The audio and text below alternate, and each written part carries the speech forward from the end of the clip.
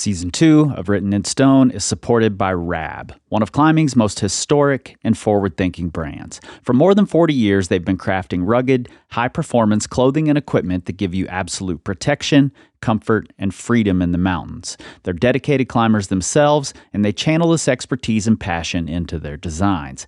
Nothing fancy or over-engineered, just honest, hard-working gear you'd rather repair than replace. RAB. The mountains are our meeting place. Today's episode is sponsored by Tension Climbing. I've worked with Tension for years because I appreciate that they are regularly reimagining how we train. And that sort of iteration led to the Tension Board 2. And of all the boards out, it is hands down the best. You can get 15% off of select items at tensionclimbing.com by using the code WRITTEN15. Tension Climbing. Mastery over success.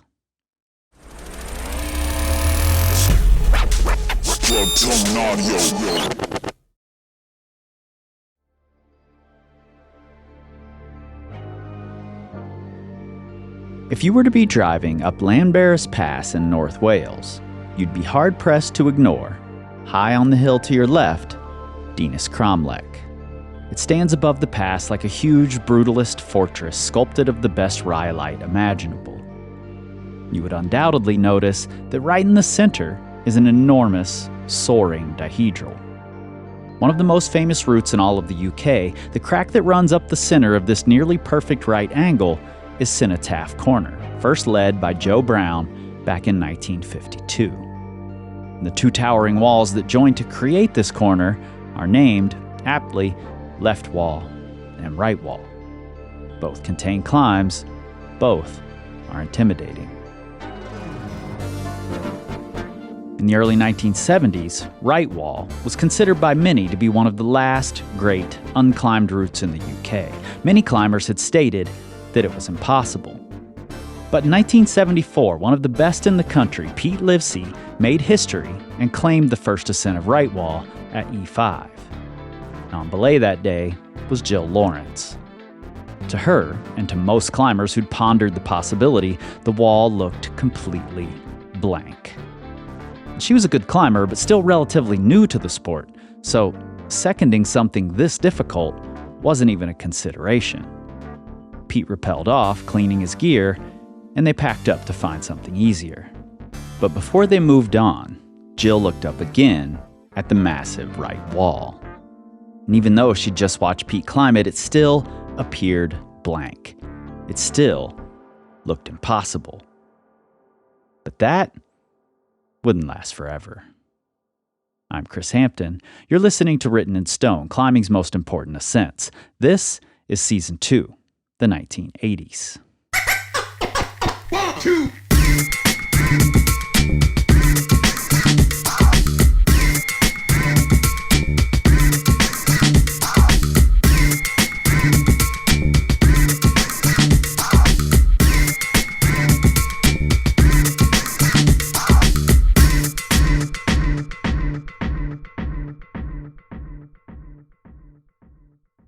Now to start, just like we had to do in episode 1 of this series, we have to rewind a little, back to that French ladies' meet in 1980 organized by the Pinnacle Club.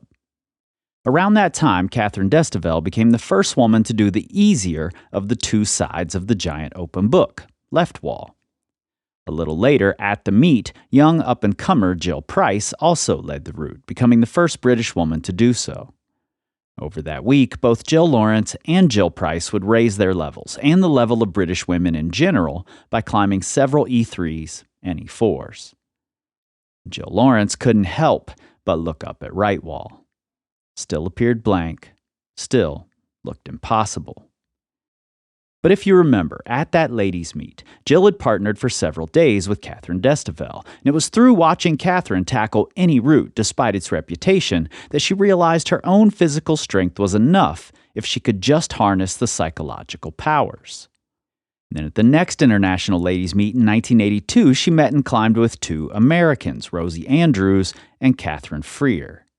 And the power and grace with which these women climbed inspired her to quit her job and take a year-long road trip to the U.S., where her climbing would ratchet up several notches.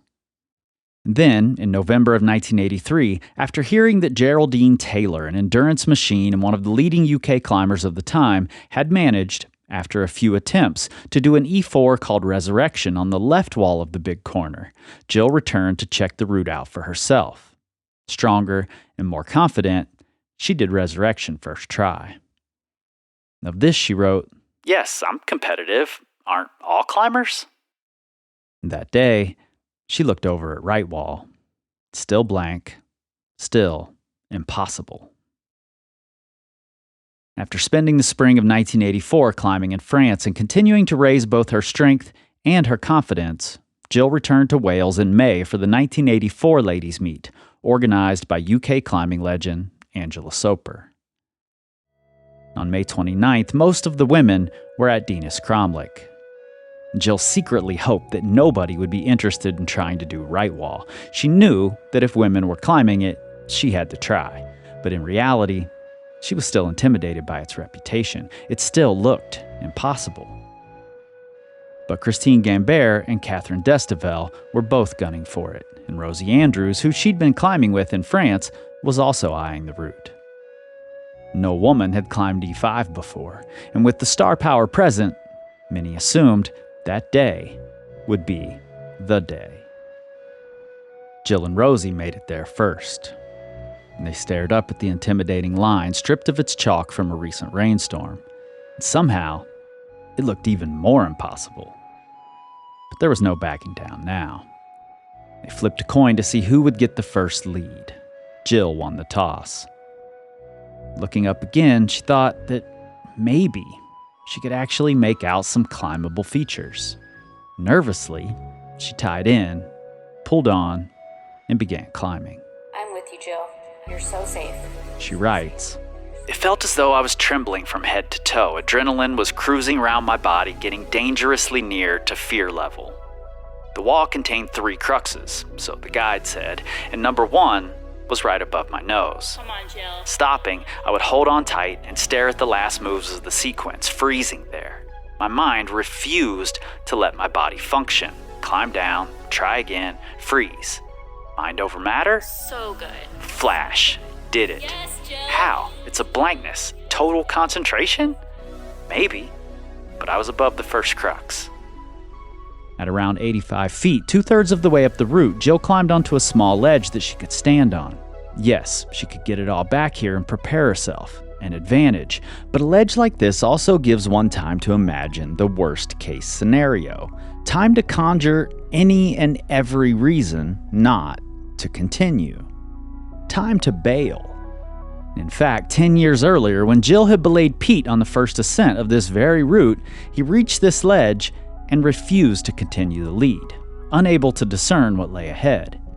Instead, he tied off his ropes, untied, traversed to a nearby easier route, and soloed to the top. And from there, he rapped down and previewed both the moves and the protection before returning to the ledge, tying back in, and continuing for the first ascent. But Gill knew what was above her. She just wasn't sure she could do it. Come on, Gill. You've got this. She looked around, not wanting to face the moves ahead. Just breathe. Every nearby route was being climbed. Cenotaph Corner, Left Wall, Resurrection, all by women. So brave, Gill. Women Keep were belaying. going. Shouts of encouragement Gill. rang So out. strong. Everywhere Come on. Gill allowed herself Nice, to Gill. glance, So good. a woman was smiling Yes, back Gill. at her. They all wanted to witness history. We believe in you, Gill. You got this. And so she set off toward the final crux Looking at a so feature good. known as the Come on, porthole. Gill. Again, she hesitated.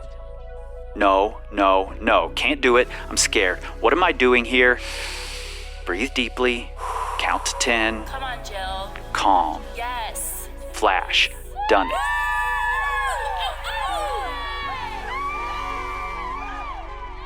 Rosie led the route next. A few days later, Catherine Destivelle and Christine Gambert would add their names as well. But on that same day that Jill Lawrence was flashing right wall, Gill Price and partner Mandy Glanville had decided to go to a nearby, less crowded crag, Vivian Quarry. There, they made the first female ascent of another E5. 2 British women, in one day, had broken through the invisible barrier and had thrown the doors wide open. In fact, on that same day, nearly 30 women had climbed E3 or harder, a feat that only a few years earlier would have been absolutely unimaginable. We'll be right back.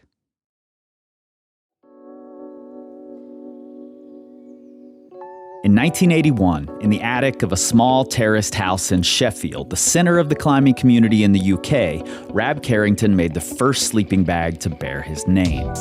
More than 40 years later, the people at Rab are still crafting rugged, high-performance clothing and equipment for the mountains, the kind of gear that becomes a staple in your kit that you'd rather repair than replace. Rab are on a journey to reduce the impact of their business and expand access to the outdoors. They're committed to preserving our mountain playgrounds for future generations because they know that the mountains are our meeting place. You care about your climbing, right? Of course you do. Then you owe it to yourself to provide the best options for improving. And when it comes to training equipment and boards, that means tension climbing. The Tension Board 2 isn't just a bunch of holds scattered randomly on a board. Those days are history. This board is intentionally designed to help you become a better climber faster by people who actually use the board every day. You owe it to yourself. There's just no substitute. Use the code WRITTEN15 at checkout for 15% off of select goods. TensionClimbing.com. Mastery over success.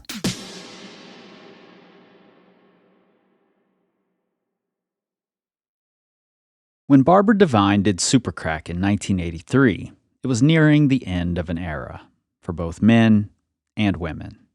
An era in which traditional climbing styles defined climbing, in which the influence of the U.S., specifically Yosemite, Boulder, and the Gunks, loomed large over climbing worldwide. An era in which every new grade was established in the U.S., climbing in those styles. Tony Yaniro had started to dismantle the status quo when he employed hangdogging on Grand Illusion, by far the hardest route anywhere.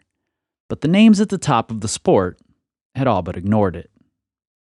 However, this entirely new thing, sport climbing, which had already taken hold in Europe, was moving too fast to ignore.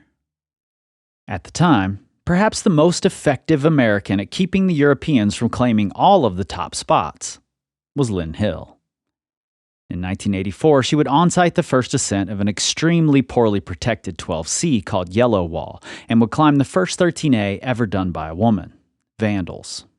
She would also climb her second 13A that same year, Artificial Intelligence, also in the Gunks.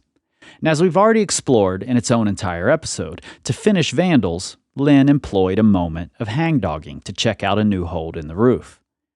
Combined with the taste of sport climbing she'd gotten in Red Rock, offered to her by Joanne Uriosti, Lynn was quickly converting, which would help her stay near the top, though it wasn't going to be easy. And for much of the coming decade, she, along with the rest of the U.S., would be playing catch-up. With bolts and rappel bolting and hangdogging becoming more and more common, it was off to the races, which essentially meant that it was off to France.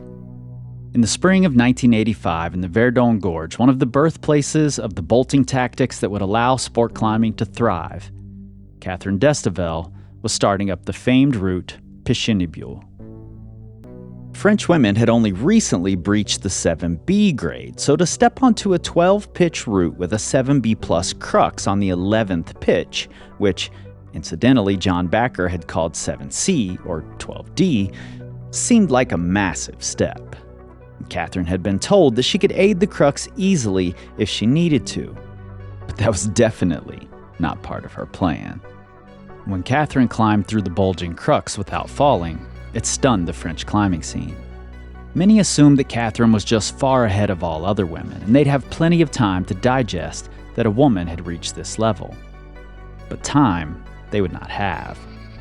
The levels of women climbing in France were just about to explode.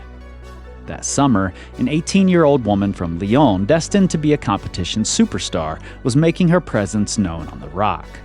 Isabelle Pattisiere visited the Frankenjura and climbed first Humbug, 7B, and then Catapult, 7C, or 12D, the hardest grade a French woman had climbed. But she wasn't satisfied. Back in France, she continued her run, finishing the summer with a 7B+ and 2 more 7Cs, including Les Polka de Ringard at Buix. Polka is then quickly repeated by 2 more French women, Claire Pluyen and Muriel Cravat, who at 16 years old had already climbed multiple 7Bs. Meanwhile, Christine Gambert had also gone to the Frankenjura, where she managed a quick repeat of Kurt Albert's 7C route, Magnet. Back in France, she decided to make a statement. She went to Les Assois, to the 7C+ that started it all, Chimpanzodrome, and became the first French woman, second woman overall, to climb 13A. The flurry of female climbing activity in the Frankenjura gave German climber Andrea Eisenhut the confidence to try harder things.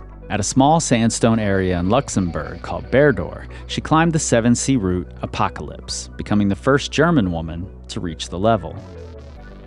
But Catherine Destivelle wasn't going to let the year come to an end without making her own statement at the top of the scale. In Provence, tucked into the rolling landscape and under the same deep blue skies that inspired Van Gogh and Cézanne, is a damn near dead vertical fin of white limestone called Muriès. Fleur de Rocaille, which translates to rock flower, is a technical masterpiece, graded 8A or 13B, a grade not yet climbed by a woman. After Catherine Destivelle dances her way up it, it's downgraded to 7C+, and of course, claims are made that her small fingers make it unfair, never mind that she's 6 inches shorter than the average male of the time. Before the year is out, Isabelle Pattisiere would also repeat the route, marking 1985 as the year that French women, overall, took the world lead.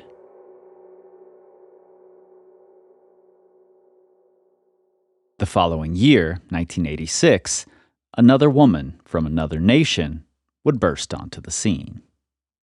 And maybe burst isn't the best word here. Italian climber Luisa Iovane preferred to keep things relatively quiet. Her climbing, however, was anything but. By the start of the year, she had already done 4 or 5 7Cs and would later in the year go on to become the third woman to do Fleur de Rocaille at Muriès in Provence. But it was what happened before that trip to France that made the most noise. Luisa's partner, Austrian Heinz Mariacher, who revolutionized climbing shoe designs, had bolted a route at the mouth of the beautiful Val San Nicolo in the Dolomites. The route, dubbed Comeback by Heinz, ascended an overhanging wall of golden gray-streaked limestone up to a crux on tiny crimps and non-existent footholds. Visualizing how the moves might go, he knew he wouldn't be able to do it. Instead, he handed it over to Luisa, suspecting that her steel fingers and flexibility would be perfectly suited for the task. After only a handful of tries, she made the first ascent of the route. At 8A, it was not only one of the first 13Bs climbed by a woman, but the first time a woman had made the first ascent of a route at that grade. Keeping the momentum going for the French in 1986, Christine Gambert traveled to Australia to climb in Arapiles. It was on this trip that she red-pointed India, then given 29 or 13B. It's since been downgraded to 28, but even at that grade, it was a first by a woman on the continent. At the same time, just down the road in the Grampians, Australia's best female climber, Louise Shepherd, was setting up under an enormous roof crack to belay her friend Nyrie Dodd. The pair had come here for a few days each year, and between visits, Nyrie would train on an overhanging crack she'd built at her house. Since the first ascent in the 1970s by Joe Friend and local climber Keith Noddy Lockwood on aid, Australia's top climbers had been trying to free the huge roof. Nyrie, recognizing that people would inevitably claim it was only possible due to her hand size, decided to own it. Each year, she'd gotten closer to sending the route, which actually sloped back downward, beyond horizontal. But this time, she came ready. She fought her way out the roof and turned the lip. Standing on a small ledge, she found a tiny bottle with a note inside it. It read, "You must have just freed the route passport to insanity. Otherwise, why are you here? $500 reward for the first man to free the roof. Signed, Joe Friend and Noddy." Well, Naughty lived in Natimuck, so Louise and Nyrie rolled up to his house and Nyrie showed him the note. I didn't write that. I've never seen that before. Yeah, okay. No one had a clue where to find Joe Friend, Naughty's partner for the route over a decade earlier. So Nyrie did what she could and put the word out into the climbing community that he owed her $500. As predicted, Chris Baxter, editor of Rock Magazine, would write that the route was graded somewhere between 24 and 28, depending on your hand size. And it isn't that he was wrong. Well, yes it is. He can't possibly have graded it for Nyrie since he hadn't climbed it. She gave it 28 and it settled at 27, either way making her the first Australian woman to climb the grade. But the other point that Chris Baxter was missing is that this kind of grade window is true for so many climbs. Most crack climbs, to be honest, and definitely reachy climbs that tall men had no problem with. And this is rarely pointed out, but somehow these things are regularly pointed out when a woman is involved. I've seen it dozens of times just researching the 1980s, and it's still happening. Later, writing to a magazine, Joe Friend would own up to writing the note in the bottle, but refuse payment. Because 1, Nyrie had used chalk. 2, she wasn't a man. And 3, she probably hadn't done it anyway. Typical.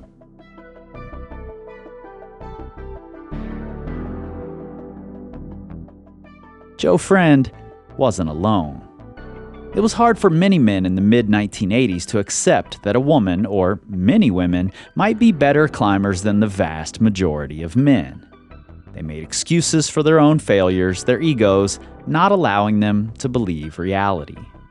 But even the most chauvinistic of men would soon not be able to ignore that women were climbing hard, even if they didn't want to accept or admit it. Because starting in 1987, women would regularly outclimb the men at the most famous crag of the decade, Bukes, and they would push closer and closer to 514, a grade only a small percentage of men would ever reach.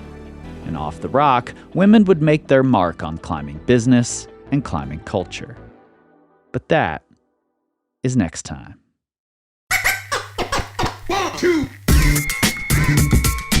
Written in Stone is produced by me, Chris Hampton, with help from Riley Rush for Plugtone Audio, a group of the best, most impactful podcasts in the outdoor industry. Special thanks to Tara DeCamp and Anne-Marie for adding their vocals to the story of Jill Lawrence on Right Wall. I appreciate you. And remember, this show is 100% rooted in the facts, but like Todd Skinner always said, never let the truth get in the way of a good story. And if you love what you're hearing, give us those 5 stars and a glowing review, join our Patreon, The Secret Stoners Club, and tell everyone you know, at the crag, at the gym. And those dudes who automatically think you need them to hang draws for you, point them directly to this episode. And together, we can tell the stories of climbing's most important ascents, one decade at a time.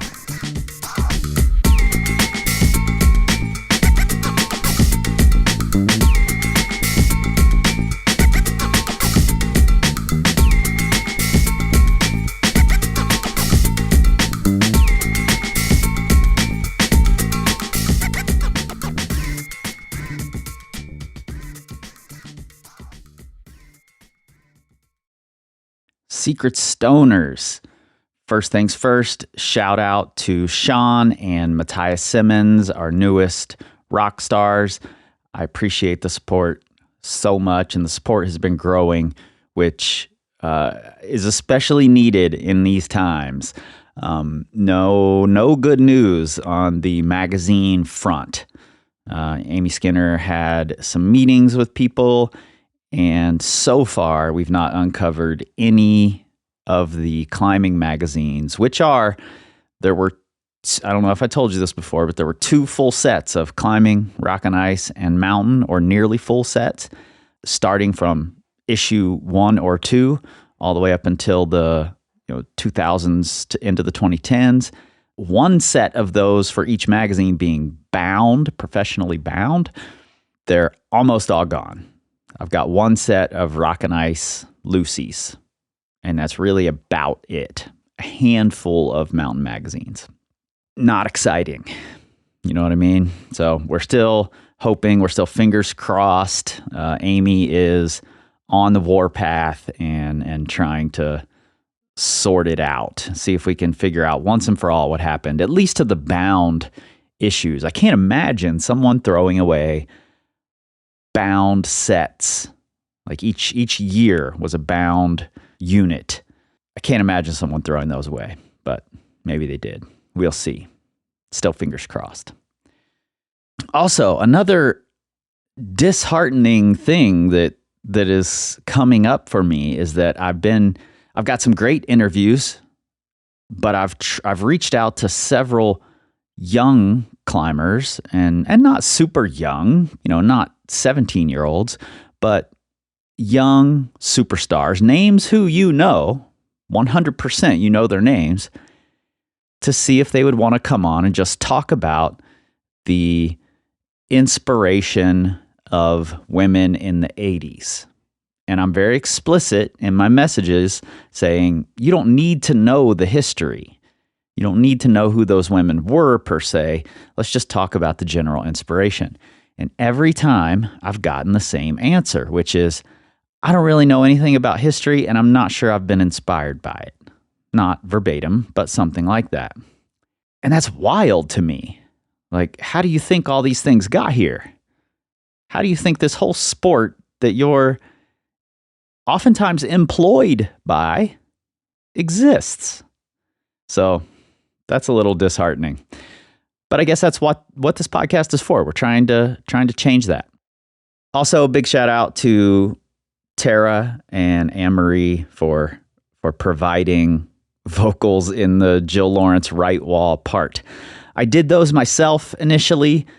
I just didn't like it with my voice in there, so I asked them to just pretend each other's name was Jill and they were supporting each other. And it was important to me that I have two women who are partners in there. Even if that's a thing no one would ever know, it was important to me, and I know them both to be, I don't know them super well, but I know them both to be supportive, and they both have reputations as great partners. So I wanted their voices in that part cheering Jill on. And I gave them very little instruction, and they just sent me voice notes, which I know for someone who doesn't talk on a microphone all the time is probably nerve-wracking. So thank you both for that so much. I appreciate it. All right, last thing I want to talk about here.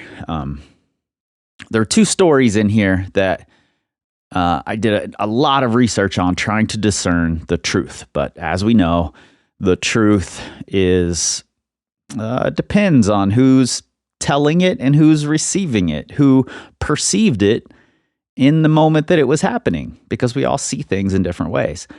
Number one, the Nyrie Dodd story on Passport to Insanity. I've heard for years that the note said $500 to the man who frees this route, and that Joe Friend said he's not going to pay up because the note was for a man, not for a woman. But then the earliest I could find of that note was from Louise Shepard, who said she had a photo of it. I'm going to try to get a hold of that photo. We'll see. Said she had a photo of the note. She was there when Nyrie did the route. I believe she followed Nyrie on the route. And she says in that interview that the note said to the person, and she never mentions that Joe Friend said he wasn't going to pay up because she wasn't a man. But the legend has persisted that that's the case. So I tried to find out whether that's true or not, but ultimately, this is about good stories. So that little detail in that story may not be correct, but it is the legend. And I think that's what matters the most here. Number two, Jill Lawrence on right wall becoming the first woman to climb E5 is another strange point. And this is not exclusive to women. I've seen this all across climbing with firsts, whether it be female firsts, male firsts, first ascents, whatever. And that's that Jill Lawrence is indeed listed as the first woman to climb E5. However, E6 had been climbed by a woman like 4 years earlier. But it was an anomaly. It was Jill Kent, who goes on to purchase On the Edge magazine and become its editor. And we'll talk about that in the next episode, though I can't find a whole lot of information on that either. But she climbs this E6 at Raventor years before any woman had climbed E5. That E6 is now fully bolted, I believe, but when she did it, it was mostly pins. I don't think she had to place any gear. That's what I'm gathering. So maybe it isn't considered an E grade for that reason. I'm not really sure, but I've seen this over and over, and it's a strange phenomenon where it'll say something like, the first 11D ever done. But then there will be a note later saying 12A had already been established, and no one sees, I shouldn't say no one sees, surely someone else sees that this is strange. Because if, let's say it were the long jump, and you were saying no woman has ever jumped 21 feet, but then a woman jumps 22 feet, and you're still saying no woman has jumped 21 feet. It's a similar thing in my mind. So I don't really know how to even the score with that. I'm not exactly sure what to think about it. But I suppose, again, this podcast is about telling the stories, telling the legends, telling the lore, not about the truth, because I don't know that the truth exists for humans. Sure, the truth may exist for the universe, but when we're all perceiving it differently, is there a human truth? I'm not so sure. And I had a conversation. I'm not going to let the cat out of the bag. I had a conversation with a woman recently, who you'll be hearing soon. She brought up the tagline, don't let the truth get in the way of a good story. And she said, and your facts have been mostly correct. There are some small things that are wrong. And I said to her, well, what's interesting about facts and right or wrong is that multiple times throughout this season and the last season, I've either talked to someone and got conflicting stories directly from them on separate occasions that I have recorded, or I've read things from a person and they give me conflicting stories. And she gave me this look like, that's weird. But she's one of the people who I've read her writing on multiple occasions has conflicted itself. We're all guilty of this. We're all guilty of changing our truth, changing our facts. And I think it's hilarious that sometimes people want to argue that, but it's just reality. Facts are in our heads. We don't have an instant replay of what the universe saw from a bird's eye view. We have our own memory that's constantly being changed. And what's written down is often seen as the gospel, but that writer may have seen it differently. I did just find a photo I'd been looking for that was mentioned in an old episode, and I'll be posting it in the Patreon soon. I didn't know the photo existed, and a guest told me that this photo existed, and this is what the photo contains. And I was like, wow, I need to see that photo. And I found the photo, and it does not contain all of the things they said it does. It's close, and it's still a really interesting photo. It had just been bumped up to a higher level of interesting by memory. And that's normal. That's no fault of the person who gave me the info. It's just normal. I do it myself constantly. You heard me do it in real time with Alan Watts last season, where I said, I think I read this, or I was positive I read it. And Alan said, no, that's not true. That can't be what was written. And I went back, and I have no idea where I pulled that out of. It was just something in my head. I had conflated all of these things that I've been reading. Happens all the time. Anyway, the Secret Stoners Club is going to be as long as the episode. So I am going to go now, and I will see you next week for part 3.